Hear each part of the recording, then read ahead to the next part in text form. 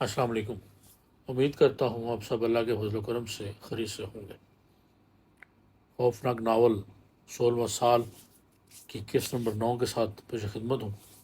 جیسا کہ پچھلی قسط میں آپ نے دیکھا ہوگا کہ چمپا کس طرح کنیا لال کے گھر سے اچانک غائب ہو گئی تھی اور اس کے بعد کیا ہوا، چلیے آگے چلتے ہیں۔ فرزند خان خود زندگی سے عاجز تھا، ساری عمر محنت مزدوری کرتے گزری، نہ جانے کیا کیا کام دھندے کیے اور اس کے بعد مشکل سے گزارا ہوا۔ خدا کی دین سے مالا مال تھا اور اس وقت 11 بچوں کا باپ تھا۔ ہر سائز کے بچے گھر میں موجود تھے۔ زندگی عاجز تھی اور سمجھ میں نہیں آتا تھا کہ کیا کرے۔ سب سے بڑا بیٹا شبر خان ہی تھا اور شبر خان اپنی مثال آپ۔ ساری بستی میں اس کی کہانیاں گونجتی تھیں۔ نکھٹو تھا، کام دھندے سے کوئی دلچسپی نہیں رکھتا تھا، بس نہ جانے کیا کیا کارروائیاں کرتا رہتا اور لوگ اس کی شکایتیں بھی کیا کرتے تھے۔ اس کا بہترین مشغلہ کھیتوں سے مختلف اشیاء چرا کر انہیں استعمال کرتا تھا اور خود بھی کھاتا، دوستوں کو بھی کھلاتا۔ گھر میں نہیں لا سکتا تھا، ورنہ ایک بار تو اس نے گھر میں پیشکش کر دی تھی۔ بلا وجہ اتنی محنت کرتا ہے ابا، ان بچوں کو پالنے کی ذمہ داری مجھ پر چھوڑ دو۔ تیرا ستیہ ناز ہے کمینے، بغیرت، بے شرم، کہاں سے کھلائے گا تو انہیں؟ ابا میں مزدوری کروں گا اور کہاں سے کھلاؤں گا؟ تو اور میں مزدوری کرے گا؟ کیوں نہیں ابا، کرتا نہیں ہوں کیا؟ کیا کرتا ہے؟ ابھی تو بھینس کا دودھ تک تو نکال نہیں سکتا، سارے بچے لگے رہتے ہیں اور دوسرے بیٹھا دیکھتا رہتا ہے۔ ایسے چھوٹے بڑے کام مجھ سے نہیں کرایا کر ابا۔ بھائی گھر میں جتنی گندم ضرورت ہوگی میں لا کر دوں گا، آخر یہ کھیت کھلیان کس لیے ہیں؟ سب اپنے لوگ ہی تو ہیں۔ اب دیکھو نا، آج کل چنوں کی فصل اگی ہوئی ہے، ساری بستی مجھ سے کہتی ہے کہ شبر میاں ذرا تھوڑے سے چنے تو توڑ کر لاؤ۔ بستی کے مختلف گھروں میں چنے کا ساگ سپلائی کرتا ہوں اور ابا چوری کر کے لاتا ہوں نا، میں ابھی خود تجھے سپلائی کیے دیتا ہوں۔ اور اس کے بعد بانس کا وہ موٹا ٹکڑا جو شبر میاں کے بدن پر پٹا تھا فرزند خان کے ہاتھ میں آ گیا، لیکن شبر میاں نے اب وہ جگہ منتخب کر لی تھی جہاں سے وہ دروازے کے بغیر باہر جا سکتا تھا۔ دیوار کے اس کچے حصے کو انہوں نے اپنے ہاتھوں سے توڑا تھا اور بہترین مشق حاصل کر لی تھی کہ بس تھوڑے سے اچکے، دو ہاتھ اس پر رکھے اور دیوار کے باہر۔ کئی بار فرزند خان اس دیوار کو کچی مٹی سے بنا چکا تھا، لیکن یہ دیوار ہی تو شبر میاں کا آخری سہارا تھی۔ بہرحال یہی کاروبار جاری رہا۔ بہن بھائیوں کو کھلانے کی حسرت دل میں رہی، لیکن بستی والے بھی تو عجیب ہی لوگ تھے۔ بھائی اگر کسی کے کھیت سے 10-12 بٹے توڑ لیے تو بلا وسیع و عریض کھیت کا کیا بگڑے گا؟ یا اس کے علاوہ مختلف ورائٹی بستی میں موجود تھی۔ آموں کے زمانے میں آم، خربوزوں کے زمانے میں خربوزے، پھر وہی والی بات کہ بستی کا بانگا چھیلا تھا۔ چھوٹی موٹی چیزوں کے لیے تو کس کو منع نہیں کرنا چاہیے، لیکن کیا کرتا، بستی والے تنگ دل لوگ تھے۔ پہلے خود گالیاں بکتے رہتے، 2-4 بار مار بھی پڑ چکی تھی، لیکن بستی کے بڑے اگر مارتے ہیں تو اس سے کیا فرق پڑتا ہے، اپنے بزرگ ہیں، بھائی بند ہیں۔ البتہ گھر پر جو شکایت پہنچائی جاتی تھی وہ شبر میاں کو پسند نہیں تھی۔ پھر اماں بھی مخالف ہوتی اور ابا بھی۔ گھر میں کھانے پینے کا تو خیر کوئی مسئلہ نہیں تھا، روٹی تو بہت کم ہی ملتی تھی سزا کے طور پر، لیکن شبر میاں ہمیشہ پیٹ بھر کر گھر پر پہنچتے تھے۔ ویسے تو خیر فرزند خان کچھ نہ کچھ کام دھندا کر کے کمائی لیتا تھا، محلے کے 2-4 گھروں کو بھینس کا دودھ بھی دے دیا کرتا تھا، بھینس کے لیے چارہ بھی لایا کرتا تھا، چھوٹے موٹے کام کر کے تھوڑے بہت پیسے بھی حاصل کر لیا کرتا تھا، جس سے بچوں کے کپڑوں اور دوسری ضرورتوں کا کام چل جایا کرتا تھا۔ لیکن وہ شبر میاں سے تنگ تھا، یہاں تک کہ ایک دن بیوی کے مشورے سے اس نے آخری فیصلہ کر لیا، میں اس نکھٹو کو آگ کرنا چاہتا ہوں۔ اب اس کا گزارا میرے گھر میں نہیں ہو سکے گا۔ نکالو کم وقت تمہارے کو، سب کا جینا حرام کر رکھا ہے، دوسرے بچے بھی سہمے سہمے رہتے ہیں۔ ماں بھی شبر میاں سے عاجز تھی۔ پھر یہ فیصلہ شبر میاں کو سنا دیا گیا۔ خود بھی بہت دن سے گھر سے باہر نکلنے کے بارے میں سوچ رہے تھے اور عموماً یہ شعر پڑھا کرتے تھے کہ اس چمن میں اب اپنا گزارا نہیں۔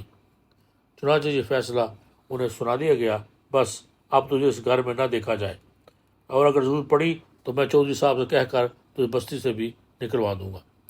ضرورت نہیں پڑے گی ابا، ظالم و زمانہ اتنے سنگ دل ہوتا ہے، طاقتور کا ساتھ تو سبھی دیتے ہیں، سمجھ لے تو میری دولت اور جائیداد سے آگ۔ فرزند خان نے کہا، دولت جائیداد؟ ابا تمہاری دولت یہ تمہاری باقی 10 بچے ہیں اور تمہاری جائیداد اور یہ چھوٹا سا جھونپڑا ہے، بھلا اس میں سے مجھے کیا حصہ ملے گا؟ مجھے خانہ تک تو میرے حصے میں آئے گا نہیں۔ جہاں تک رہی یہ بھینس، تو ابا یہ تو تم سے پہلے ہی مر جائے گی۔ اس کی عمر جتنی ہو چکی ہے تمہیں خود بھی پتہ ہے، لیکن میں تم سے کچھ مانگوں گا بھی نہیں۔ بس اب گھر سے نکلنے کا جنون مجھ پر سوار ہو گیا ہے، اور وہ جو کہا جاتا ہے نا ابا کہ سفر وسیلہ ظفر، تو اب میں سفر کروں گا اور سفر کا وسیلہ تلاش کروں گا۔ بولا ٹھیک ہے، دفان ہو جائے یہاں سے، بس آواز تو مجھے گھر میں نظر نہ آئے۔ اور تو بھی سن لے باغوان، تیری مامتا نہ پھٹنے لگے۔ ارے باڑ میں جائے ایسی مامتا جو اس جیسے نکھٹو کے لیے پھٹے۔ میں تو کہتی ہوں گھر سے چلا جائے گا تو ہم لوگ بھی آرام سے جی لیں گے۔ دن رات کی دو پھٹ پٹ ہے۔ ٹھیک ہے اماں، ٹھیک ہے، اب تو ایسا کر کہ زیادہ راہ دے دے۔ کیا دے دوں؟ بس 4-6 روٹیاں پکا دو، ہم تو چلے پردیش۔ شبر میاں نے کہا، میں تجھے زیادہ راہ دیتا ہوں۔ حسن خان غصے سے دھاڑتا ہوا بولا اور ڈنڈے کی طرف بڑھا۔ ڈنڈا ہاتھ میں آیا تو شبر میاں نے پیندرے بدلتے ہوئے کہا، ابا یہ تو سدھ راہ ہے، زیادہ راہ تو کچھ اور ہی ہوتا ہے۔ دفع ہو جائے یہاں سے۔ خیر اب اتنی جلدی بھی نہیں، تھوڑی بہت رقم تو دے دے ابا، تاکہ کہیں پہنچوں تو کام آ سکے۔ تو جاتا ہے کہ نہیں؟ اس بار فرزند خان نے ڈنڈا پھینک کر مارا تھا، لیکن شبر میاں کم از کم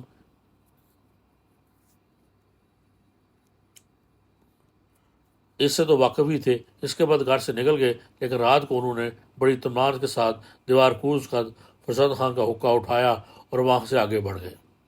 پھر وہ بستی میں واقعی رکنا مناسب نہیں سمجھا تھا۔ البتہ حقہ انہوں نے بستی کے کونے پر حلوائی کو دے دیا، اور اس طرح باپ کے ورثے میں سے تھوڑی سی رقم حاصل کرنے کے بعد وہ سچ مچ وہاں سے چل ہی پڑے۔ اب انہیں نئی زندگی کی تلاش تھی۔ تھوڑے بہت پیسے جیب میں تھے، سفر جاری رہا، اور اس کے بعد ایک طویل فاصلہ کر کے وہ ایک بستی کے قریب پہنچے۔ رات کا وقت تھا، دور سے روشنیاں نظر آ رہی تھیں، اور بستی کے راستے کے بارے میں صحیح معلومات حاصل نہیں تھی۔ سڑک ناہموار تھی۔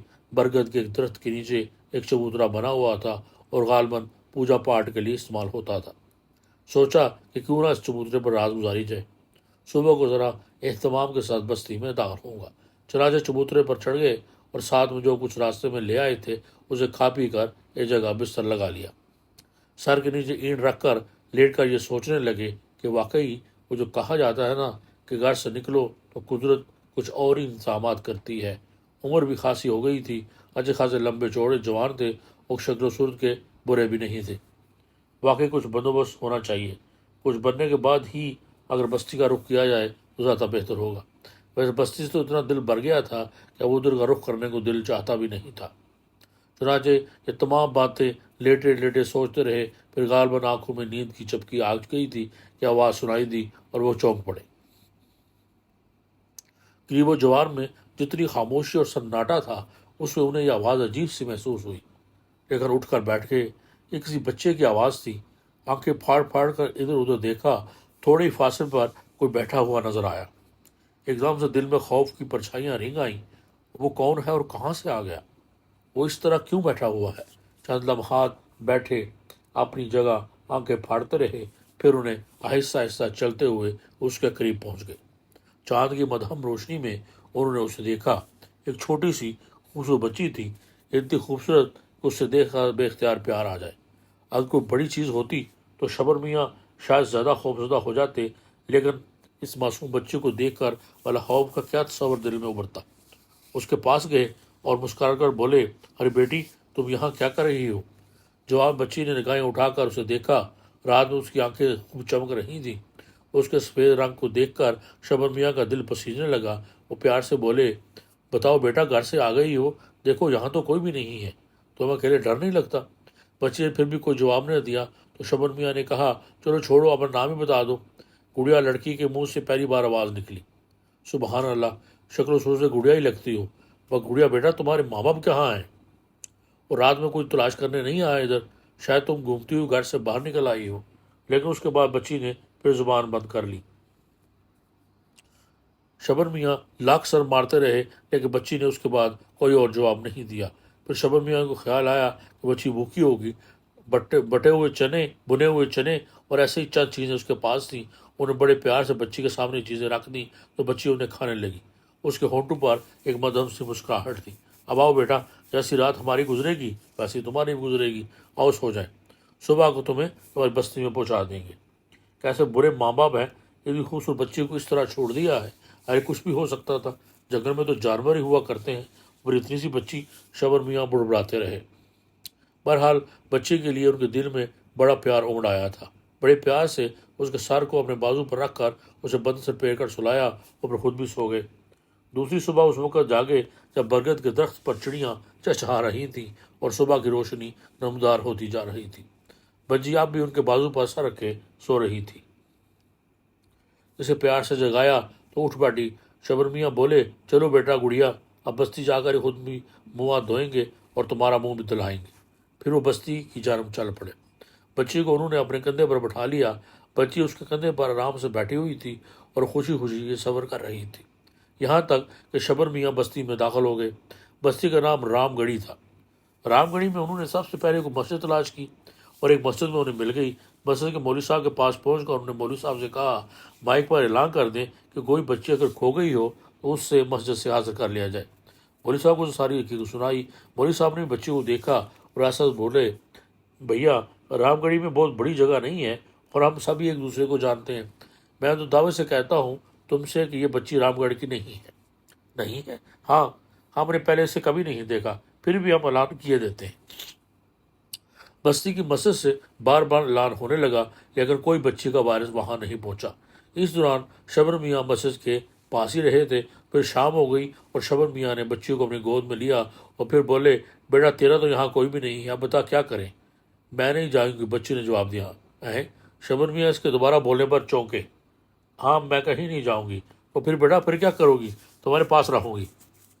ارے ہمارے سینے پر ہے بیٹا، اللہ تعالیٰ کو اگر روٹی دے گا تو آدھی تجھے کھلائیں گے، آدھی خود کھائیں گے۔ شبر میاں نے مسجد کے سامنے ہی چبوترے پر ڈیرا جما لیا۔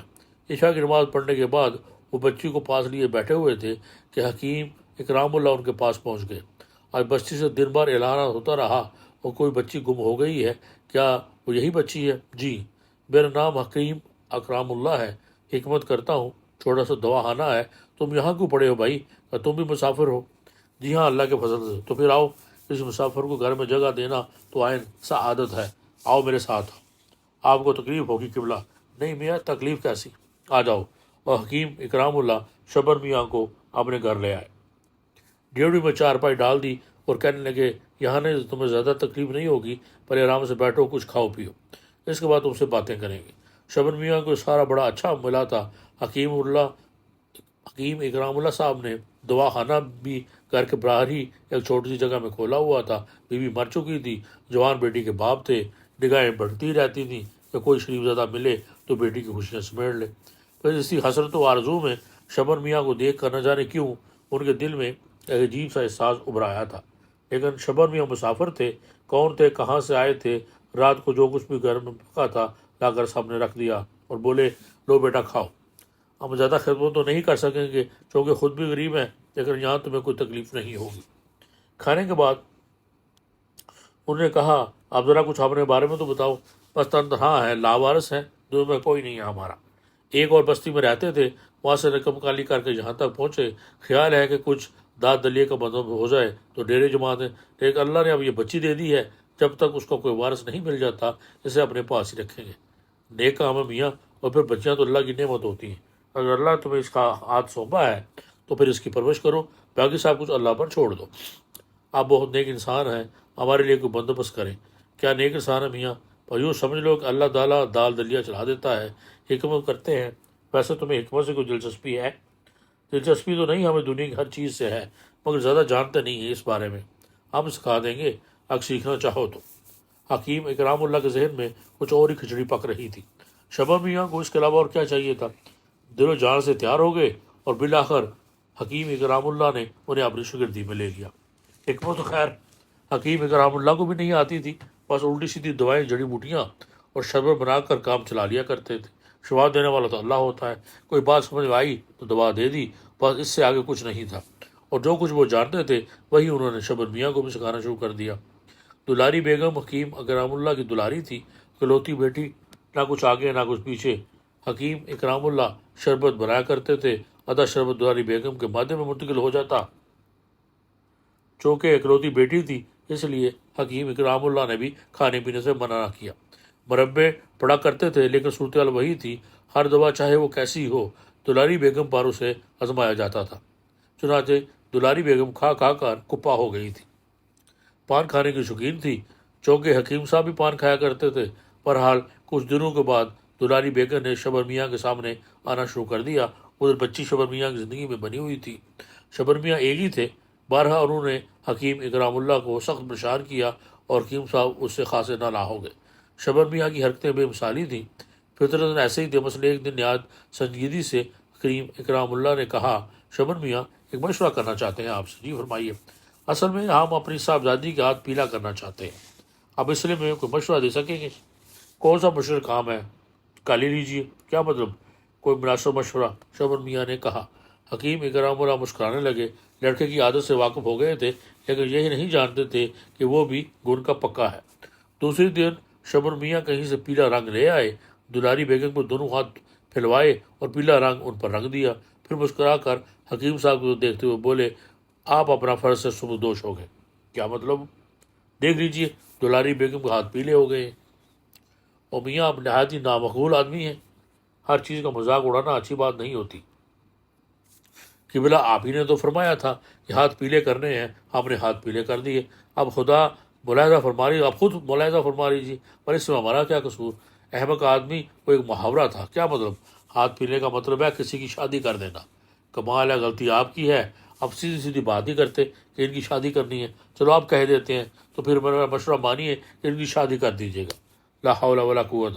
بھائی کہاں کر دیں؟ جہاں آپ کا دل چاہے۔ سوچ لو، کیا مطلب؟ یعنی جہاں ہمارا دل چاہے تو اس میں حرج کی کیا بات ہے؟ تو پھر بسم اللہ کرو، تو بھی آپ گھر والے بن جاؤ۔ ہم شبر میاں کا منہ خیرت سے کھل گیا، کیوں کوئی خرابی ہے میری بیٹی میں؟ اچھی شکل و صورت کی مالک ہے، تندرست ہے، تو سب سے بڑی بات یہ ہے کہ میری اکلوتی ہے، میرے بعد جو کچھ ہے وہ اسی کا ہے۔ شبر میاں سوچ میں ڈوب گئے۔ پیشکش تو اچھی تھی، گھر بار بھی مل رہا تھا، بیوی بھی مل رہی تھی، اور اس پر جمع جمایا کاروبار اور کیا چاہیے۔ تھوڑی دیر حکمت سیکھ چکے تھے، کام چلانا آ گیا تھا، چنانچہ اب کوئی مشکل تو نہیں تھی۔ سات بندی سے سر جھکا دیا، ہم تو آپ کے قدموں میں آ پڑے ہیں، جیسے مناسب سمجھیں۔ اور اس کے بعد قاضی صاحب کو بلا کر شبر میاں کا نکاح دلاری بیگم سے کر دیا گیا۔ بس پان کا خرچہ لکھوا لیا گیا تھا، باقی سب کچھ اللہ کا دیا موجود تھا۔ دلاری بیگم مسز شبر بن گئی اور اس کے بعد زندگی گزرنے لگی۔ وقت آہستہ آہستہ اپنا سفر طے کر رہا تھا، کیونکہ شبر میاں گڑیا کے ساتھ ہمیشہ ہی محبت سے پیش آتے تھے۔ دلاری بیگم بھی بس ثانوی حیثیت رکھتی تھی، یعنی ضرورت پڑنے پر اگر چھوٹا موٹا کام ہو تو وہ کر دیا گیا، اور اس میں ہو گریز نہیں کرتی تھی۔ ان کے اپنے شوق بھی پورے ہوتے رہتے تھے۔ شبر میاں ایک اچھے شوہر ثابت ہوتے ہوئے تھے اور دلاری بیگم کی ہر فرمائش پوری کرتے تھے، یہاں تک کہ وقت نے ساتھ نہ دیا اور حکیم اکرام اللہ بیمار ہو کر اللہ کو پیارے ہو گئے۔ حکیم شبر میاں اب ان کے جانشین بن گئے تھے اور بستی والوں کا علاج کرنے لگے۔ خیر حکیم کی عزیز سے حکیم اکرام اللہ کی کوئی حیثیت نہیں تھی، کچھ لوگ ترس بھاگے تو بھاگے اور اللہ کی طرف سے ہوتی تھی، یہی کیفیت حکیم شبر میاں کی تھی۔ لیکن حکیم شبر میاں نے حکیم اکرام اللہ کا بورڈ ہٹا کر اپنے نام کا بورڈ لگا دیا تھا، جس پر لکھا ہوا تھا کہ حکیم شبر مسیح الملک حضرت شمشاد علی کے جانشین اور اکرام اللہ کے داماد۔ یہ عجیب و غریب بورڈ لگا ہوا تھا اور لوگ اسے پڑھ کر مسکرا دیا کرتے تھے۔ بہرحال اس طرح دکان حکمت چل رہی تھی کہ ایک دن ایک عجیب واقعہ ہوا۔ ایک مریض آیا اور اس کی کافی حالت خراب تھی۔ حکیم شبر میاں کے پاس علاج کے لیے لایا گیا۔ حکیم شبر میاں نبض دیکھنے لگے، پھر اپنی جگہ سے اٹھے اور آنکھیں بند کر کے دوا کی شیشی پر ہاتھ رکھ دیا۔ یہ وہ ہمیشہ کیا کرتے تھے، حالانکہ دل میں ذرا سا پریشان تھے کہ صورتحال نازک ہے، کہیں مریض چل ہی نہ بسے۔ اب دوا کی شیشی نکال کر پڑیا بنا رہے تھے کہ دفتر ان کے کانوں میں ایک آواز ابھری، یہ نہیں، وہ جو نیلی شیشی ہے اس میں سے دوا دیجیے۔ حکیم شبر میاں نے چونک کر ادھر ادھر دیکھا، حیرانی سے اس آواز کو سننے لگے۔ پھر اچانک انہیں گڑیا کا خیال آیا، تو آواز گڑیا ہی کی تھی۔ وہ ادھر ادھر گڑیا کو تلاش کرنے لگے تھے، وہ نظر تو نہیں آئی، لیکن حکیم شبر میاں نے جانے کیوں اس کی بات مانی اور نیلی شیشی میں جو جڑی بوٹی پسی ہوئی رکھی تھی وہی نکال کر مریض کو دے دی۔ پھر 3 خوراکیں باندھ کر دے دی اور اس وقت وہ سخت پریشان رہ گئے جب رات کو 10-11 بجے کے قریب کچھ لوگ ان کے دروازے پہنچ کے دستک ہوئی، دروازہ کھلا اور شبر میاں نے دیکھ کر حیران رہ گئے۔ مٹھائی لائے آپ کے لیے، ہمارا وہ بھائی جس کا آپ نے علاج کیا تھا آپ کی 3 ہی پڑیوں سے صحت یاب ہو گیا ہے۔ واللہ سچ کہہ رہے ہیں؟ آپ یا میرا مذاق اڑا رہے ہیں؟ نہیں حکیم صاحب، آپ نے جو کچھ میرے ساتھ کیا ہم اس کا صلہ آپ کو کبھی نہیں دے سکتے۔ سبحان اللہ، بہت شکریہ، سبحان اللہ، بہت شکریہ یارو۔ شبر میاں حیران رہ گئے۔ پھر تو یہی ہونے لگا، مریض آتے، شبر میاں انہیں دوائیں دیتے تو ان کے کانوں میں گڑیا کی آواز گونجتی اور اس کے کہنے پر مطابق دوا دینے لگے۔ نتیجہ یہ ہوا کہ مریض سے جاب ہونے لگے اور شبر میاں کی شہرت اب رام گڑھی سے نکل کر آس پاس کے علاقوں میں پھیلنے لگی۔ اس کے بعد تو قدرت نے شبر میاں کا ہاتھ اس طرح تھاما کہ دور دور سے لوگ آنے لگے۔ بس جڑی بوٹیوں کا کوئی مسئلہ تو نہیں تھا، جنگل میں نکل جاتے، جو ہاتھ لگتا لے آتے، چھانتے، پھر کوٹتے اور اسے بھر لیا کرتے اور بس کام بن جاتا۔ اللہ کی دین ہے، مگر شبر میاں کبھی کبھی گڑیا پر حیران ہوا کرتے تھے۔ وہ منہ سے کچھ نہیں بولتی تھی اور خاموش ہی رہا کرتی تھی، اپنی باتوں میں مگن، اپنے معاملات میں مصروف، کبھی خاموشی کے گوشے میں بیٹھی ہوئی اپنے آپ سے باتیں کرتی، لیکن ہونٹوں سے کبھی آواز بلند نہ ہوتی۔ اور کئی بار دلاری بیگم نے شبر میاں سے کہا تھا، اے میں نے کہا سنتے ہو؟ ہاں سنتا ہوں، بہرا نہیں۔ اجی یہ بچی اگر ہے کون، وہ اس کا دنیا میں ہے یا نہیں؟ ہم جو ہے وہ تو ٹھیک ہے، لیکن اس کی کوئی عجیب سی باتیں دیکھنے کو ملی ہیں۔ کیا؟ کل رات میں سو کر اٹھی تو جانے کس کام سے سین میں آئی، یہ سین میں بیچوں بیچ بیٹھ کر ہنس رہی تھی اور مجھے کسی کی آواز بھی سنائی دے رہی تھی۔ نبض دکھائیے، شبر میاں نے بیوی کی طرف دیکھتے ہوئے کہا۔ کیوں، کیا مجھے پاگل سمجھ رہے ہیں آپ؟ باتیں تو آپ ایسے کر رہی ہیں، بھلا یہ بیچاری کس سے باتیں کر سکتی ہے ہمارے سوا؟ نہیں، میں قسم کھا کر کہتی ہوں، کچھ نہ کچھ تھا ضرور۔ آپ خدا کے واسطے قسم نہ کھائیے، بلکہ کھانا کھائیے۔ شبر میاں نے بات آئی گئی کر دی۔ پھر وہ خود بھی حیران تھا اور ساری باتیں اپنی جگہ، لیکن بزرگوں کے سلسلے میں گڑیا کو جو آواز سے سنائی دیتی تھی اس نے اسے ششدر کر کے رکھ دیا تھا، اور اس کی شہرت کا راز بھی یہی تھا۔ پھر یہ ہوا کہ حیثیت بدلنے لگی، وہ چھوٹا سا مکان بڑے سے مکان میں تبدیل ہو گیا، دواخانے بھی نئی بنیاد پڑی اور خوب بڑا ہو گیا، اور اس میں وسیع الملک شبر میاں کا نام جگمگانے لگا۔ لیکن دور دور سے لوگ آنے لگے اور حکیم شبر میاں کی شہرت نہ جانے کہاں سے کہاں پہنچ گئی۔ وہ جانتے تھے کہ